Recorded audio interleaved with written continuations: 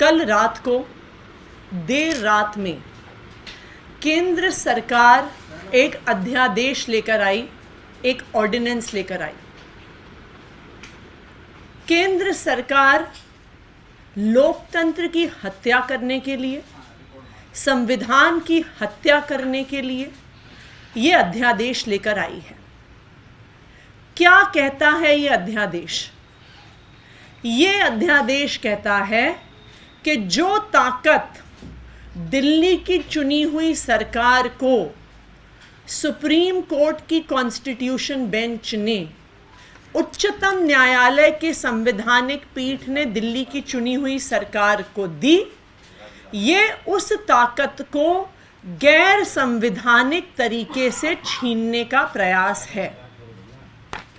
ये केंद्र सरकार का पहला ऐसा प्रयास नहीं है। 2015 में जब दिल्ली की जनता ने भारी बहुमत से अरविंद केजरीवाल को आम आदमी पार्टी की सरकार को जिताकर भेजा, 70 में से 67 सीट जिताकर भेजा, तो मोदी जी की सरकार ने, भारतीय जनता पार्टी की सरकार ने 3 महीने के अंदर अंदर एक गैर कानूनी नोटिफिकेशन इशू करके अरविंद केजरीवाल की सरकार की ताकत छीनने की कोशिश करी। मई 2015 में मोदी जी की सरकार ने MHA का एक नोटिफिकेशन इशू किया कि केजरीवाल सरकार के पास सर्विसेज की ताकत नहीं है, उनके पास अफसरों की ट्रांसफर पोस्टिंग की ताकत नहीं है, उनको भ्रष्ट अफसरों पर एक्शन लेने की ताकत नहीं है, उन्हें इनएफिशिएंट अफसरों को हटाने की ताकत नहीं है। ये ताकत केंद्र सरकार के पास है। 8 साल की कानूनी लड़ाई के बाद जो हाई कोर्ट, सुप्रीम कोर्ट के 2 संवैधानिक पीठों के आदेश के बाद 11 मई को सुप्रीम कोर्ट की कॉन्स्टिट्यूशन बेंच ने कहा कि केंद्र की सरकार का आदेश गलत था। सुप्रीम कोर्ट ने कहा कि ताकत दिल्ली की चुनी हुई सरकार के पास है। जो ये सुप्रीम कोर्ट का आदेश था जो 11 मई को आया है, ये क्या कहता है? तेरे इस छोटे से ढक्कन से मेरे पूरे कपड़े महक जाते हैं, तेरी झाग से मेरे पूरे कपड़े साफ हो जाते हैं। ओसवाल डिटर्जेंट लिक्विड ये कहता है कि दिल्ली की चुनी हुई सरकार के पास ताकत क्यों है? सुप्रीम कोर्ट ने कहा कि 3 संवैधानिक सिद्धांतों के आधार पर दिल्ली की चुनी हुई सरकार के पास ताकत है।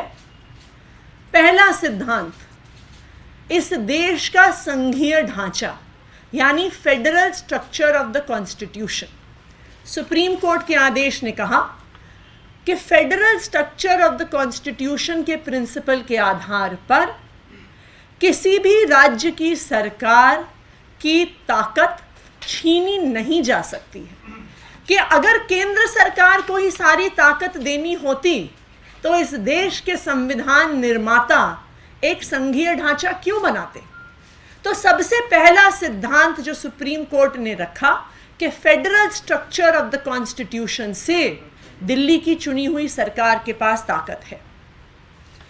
दूसरा सिद्धांत, सुप्रीम कोर्ट की संवैधानिक पीठ ने कहा कि दिल्ली की चुनी हुई सरकार के पास लोकतंत्र के सिद्धांत के आधार पर ताकत है कि अगर संविधान ने आर्टिकल 239 AA के तहत दिल्ली में एक चुनी हुई सरकार बनाई है, दिल्ली में एक लेजिस्लेटिव असेंबली बनाई है, तो लोकतंत्र के सिद्धांत के आधार पर दिल्ली की चुनी हुई सरकार के पास ताकत है कि जिस जनता ने उसको वोट दिया है, विल ऑफ द पीपल को इंप्लीमेंट करना उस चुनी हुई सरकार का अधिकार है।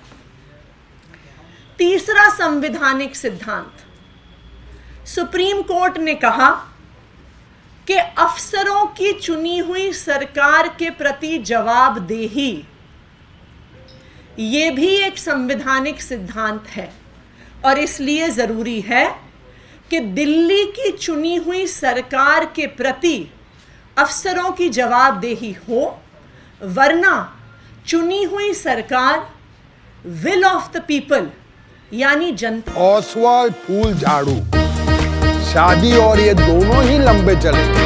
ओसवाल फूल झाड़ू, ओसवाल हर रिश्ते का रखे ख्याल। जनता की इच्छा, जनता की राय को इम्प्लीमेंट नहीं कर सकती है। तो सुप्रीम कोर्ट की संवैधानिक पीठ ने ये 3 सिद्धांतों के आधार पर, 3 संवैधानिक सिद्धांतों के आधार पर ये कहा कि दिल्ली की चुनी हुई सरकार के पास पूरी ताकत है। किस चीज़ की ताकत है? अफसरों की जवाबदेही की ताकत है, अफसरों की ट्रांसफर पोस्टिंग की ताकत है, भ्रष्ट अफसरों पर एक्शन लेने की ताकत है। सुप्रीम कोर्ट के इस आदेश का मतलब क्या हुआ, जिसे कहते हैं इन अ नटशेल, सुप्रीम कोर्ट के आदेश का मतलब ये हुआ कि अगर दिल्ली की जनता ने अरविंद केजरीवाल को चुन के भेजा है तो निर्णय लेने की ताकत अरविंद केजरीवाल के पास है। ये देश का संविधान कहता है। 3 विषयों को छोड़कर, लैंड, लॉ एंड ऑर्डर और पुलिस को छोड़कर, निर्णय लेने की सारी ताकत अरविंद केजरीवाल के पास है और एलजी साहब की बाध्यता है इन 3 विषयों के अलावा चुनी हुई सरकार के, अरविंद केजरीवाल के हर निर्णय को मानना। ये लोकतंत्र है। लेकिन केंद्र की सरकार से ये सहन नहीं हुआ, भारतीय जनता पार्टी से ये सहन नहीं हुआ और देश के प्रधानमंत्री नरेंद्र मोदी जी से ये सहन नहीं हुआ कि अरविंद केजरीवाल को सुप्रीम कोर्ट ने ताकत दे दी, कि अरविंद केजरीवाल को 10 गुना स्पीड पे काम करने की ताकत मिल गई। मोदी जी की तो रातों की नींद उड़ गई। मोदी जी को अरविंद केजरीवाल की सपने आने लगे, डरावने सपने आने लगे कि 8 साल से इतनी दिक्कतों के बावजूद, मेरी हर कोशिश के बावजूद केजरीवाल ने इतना काम करके दिखा दिया। कम से कम पानी में दे सफाई बेशुमार। इसमें है नेचुरल ऑयल, ये कपड़ों के संग हाथों का भी रखे ख्याल, तो आज ही करें इस्तेमाल। ओसवाल, ओसवाल, ओसवाल। ओसवाल हर रिश्ते का रखे ख्याल। जो बीजेपी की सरकारें 20-20 सालों में नहीं करके दिखा पाई, वो केजरीवाल ने बिना किसी पावर के करके दिखा दिया। स्कूल अच्छे कर दिए, अस्पताल अच्छे कर दिए, बिजली फ्री दे दी, पानी फ्री दे दिया, महिलाओं को बस यात्रा फ्री दे दी, दिल्ली को शानदार सड़कें, फ्लाईओवर दे दिया। जब बिना पावर के 8 साल में इतना काम कर दिया, तो अब केजरीवाल के हाथ में पूरी पावर अगर सुप्रीम कोर्ट ने दे दी तो अब तो केजरीवाल 10 गुना स्पीड पे काम करेगा। तो इसलिए मोदी जी ने सोचा कि केजरीवाल के काम को रोकने के लिए, चाहे कुछ दिन के लिए सही, कोई ना कोई तरीका तो निकालना पड़ेगा। क्या फर्क पड़ता है कि वो तरीका अनकॉन्स्टिट्यूशनल है, क्या फर्क पड़ता है कि वो तरीका गैर संवैधानिक है, क्या फर्क पड़ता है कि वो तरीका गैर लोकतांत्रिक है। लेकिन मोदी जी ने सोचा कि कुछ दिन के लिए तो सही केजरीवाल के काम को रोका जाए। तो क्या किया मोदी जी की सरकार ने, क्या किया मोदी जी ने?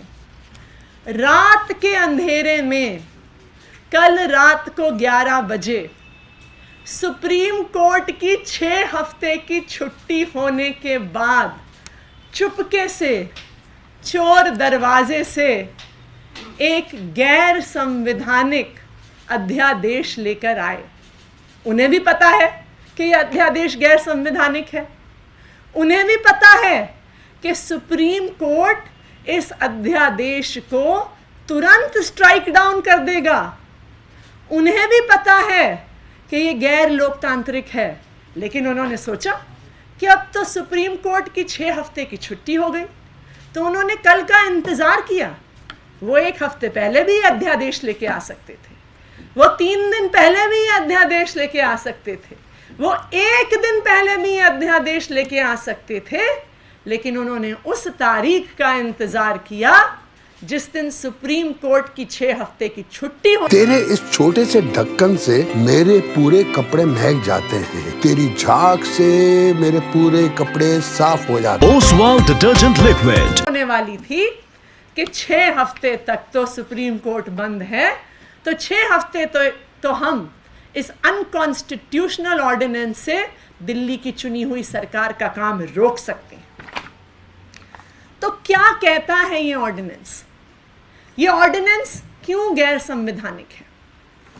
सबसे पहली चीज, ये ऑर्डिनेंस जो government of NCT of Delhi के एक्ट में लाया गया है, सबसे पहले ये कहता है, अपने सेक्शन 3A में ये कहता है कि दिल्ली की चुनी हुई सरकार को सर्विसेज पर कोई कानून बनाने का अधिकार नहीं है, कि दिल्ली लेजिस्लेटिव असेंबली को सर्विसेज पर कोई भी कानून बनाने का अधिकार नहीं है। ये तो बिल्कुल ही क्लियर कट रूप से संविधान के खिलाफ है, लेकिन उससे भारतीय जनता पार्टी को और मोदी जी को तो कोई फर्क नहीं पड़ता। तो पहला प्रोविजन वो सबसे पहले इसमें करते हैं कि सर्विसेज पर कानून बनाने की ताकत दिल्ली लेजिस्लेटिव असेंबली के पास नहीं है, नंबर 1। नंबर 2, कि दिल्ली में ट्रांसफर पोस्टिंग की ताकत, एक नई अथॉरिटी बनाई जाएगी, नेशनल सिविल सर्विसेज अथॉरिटी। क्या होगी ये national capital civil service authority? Transfer posting के लिए एक नई अथॉरिटी बनाई जाएगी, national capital civil service authority. इस अथॉरिटी में 3 मेंबर होंगे। इसके चेयरपर्सन होंगे दिल्ली के मुख्यमंत्री, इसके मेंबर होंगे दिल्ली के चीफ सेक्रेटरी, और इसके मेंबर होंगे दिल्ली के होम सेक्रेटरी। लेकिन दिल्ली के चीफ सेक्रेटरी को दिल्ली की चुनी हुई सरकार नहीं अपॉइंट करेगी। ओसवाल फूल झाड़ू, शादी और ये दोनों ही लंबे चलेंगे। ओसवाल फूल झाड़ू, ओसवाल हर रिश्ते का रखे ख्याल। दिल्ली के चीफ सेक्रेटरी को केंद्र सरकार अपॉइंट करेगी। दिल्ली के होम सेक्रेटरी को भी दिल्ली की सरकार नहीं अपॉइंट करेगी, दिल्ली के होम सेक्रेटरी को भी केंद्र सरकार अपॉइंट करेगी। तो ये जो national capital civil service authority बनेगी, उसमें दिल्ली के चुने हुए मुख्यमंत्री चेयरपर्सन तो होंगे, पर वो माइनॉरिटी में होंगे, वो निर्णय नहीं ले पाएंगे, क्योंकि national capital civil service authority, ये अध्यादेश कहता है कि national capital civil service authority सिर्फ और सिर्फ मेजॉरिटी से डिसीजन लेगी। तो इसमें जो भी निर्णय होगा वो केंद्र सरकार के 2 ब्यूरोक्रेट्स के अनुसार होगा, दिल्ली की चुनी हुई सरकार के अनुसार नहीं होगा। और ना सिर्फ इतना, अगर गलती से इस नेशनल सिविल सर्विस अथॉरिटी ने कोई ऐसा निर्णय ले लिया जो केंद्र सरकार को पसंद नहीं है, तो उस निर्णय को पलटने का अधिकार लेफ्टिनेंट गवर्नर के पास होगा। इसका मतलब ये हुआ कि पहले तो कोई निर्णय हो नहीं पाएगा चुनी हुई सरकार के द्वारा, लेकिन अगर गलती से भी ऐसा निर्णय हो गया तो फाइनल पावर उस निर्णय के ऊपर एलजी साहब के पास रहेगी। यानी दिल्ली सरकार में अफसरों की पावर, चुनने की पावर, ट्रांसफर पोस्टिंग की पावर, भ्रष्ट अफसरों पे एक्शन लेने की पावर दिल्ली की चुनी हुई सरकार के पास नहीं रहेगी, केंद्र सरकार के पास रहेगी। तो कुल मिलाकर जो अध्यादेश कल रात में आया है, अगर मैं कहूं कि इन अ नटशेल ये अध्यादेश क्या कहता है, तो ये अध्यादेश कहता है कि चाहे दिल्ली की जनता केजरीवाल को चुन के भेजे, चाहे दिल्ली की जनता कम से कम पानी में दे सफाई बेशुमार, इसमें है नेचुरल ऑयल, ये कपड़ों के संग हाथों का भी रखे ख्याल, तो आज ही करें इस्तेमाल। ओसवाल ओसवाल ओसवाल। ओसवाल हर रिश्ते का रखे ख्याल। अरविंद केजरीवाल को विधानसभा में 90% की ज्यादा सीटों से जिता के भेजे, लेकिन दिल्ली को केजरीवाल नहीं चलाएगा, दिल्ली को केंद्र सरकार चलाएगी। ये कहता है ये अध्यादेश जो रात के अंधेरे में कल केंद्र सरकार लेकर आई। तो ये जो अध्यादेश 19 मई को यानी कल रात को आया, क्या ये अध्यादेश केंद्र सरकार ला सकती थी? क्या ये अध्यादेश संवैधानिक है? मैं आपको ये स्पष्ट तौर पे बताना चाहती हूं कि ऐसा अध्यादेश लाने की ताकत केंद्र सरकार के पास नहीं है। संविधान के अनुसार, और इसको बहुत क्लियर कट तरीके से सुप्रीम कोर्ट ने अपने आदेश में ये कहा है, और मैं आपको ये पढ़ के दिखाती हूं, पैराग्राफ 160 जो सुप्रीम कोर्ट की कॉन्स्टिट्यूशन बेंच ने कहा है, the involvement of the union of India in the administration of NCTD is limited by constitutional provisions and any further expansion would be contrary to the constitutional scheme of governance। इसका क्या मतलब है? इसका मतलब ये है कि जब सुप्रीम कोर्ट ये आदेश लिख रहा था, उनको शक था कि केंद्र सरकार कोशिश करेगी कि वो गैर कानूनी तरीके से दिल्ली सरकार की ताकत को कम करे, और इसीलिए सुप्रीम कोर्ट ने अपने आदेश में इस रास्ते को बंद कर दिया है और कह दिया है कि any expansion of power of the union of India would be. तेरे इस छोटे से ढक्कन से मेरे पूरे कपड़े महक जाते हैं, तेरी झाग से मेरे पूरे कपड़े साफ हो जाते हैं। Oswal detergent liquid. Contrary to the constitutional scheme of governance। तो इससे ये बिल्कुल साफ है कि जो अध्यादेश आया है वो गैर संवैधानिक है, गैर लोकतांत्रिक है। लेकिन ये अध्यादेश एक चीज तो दिखा देता है कि मोदी जी को अरविंद केजरीवाल से डर बहुत लगता है।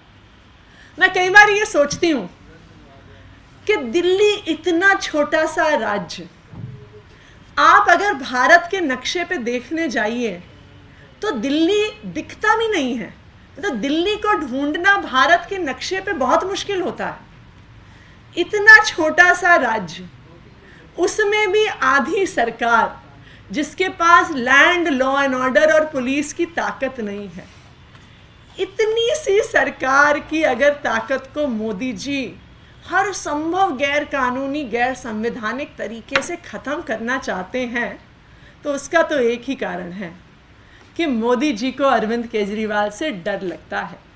मोदी जी को पता है कि अगर अरविंद केजरीवाल को पूरी ताकत मिल जाए, चाहे 6 महीने के लिए मिल जाए, तो अरविंद केजरीवाल की सरकार जो चमत्कार करके दिखाएगी वो पूरे देश को दिखा देगा कि एक सरकार की ताकत क्या होती है, लोकतंत्र की ताकत क्या होती है, ईमानदार राजनीति की ताकत क्या होती है।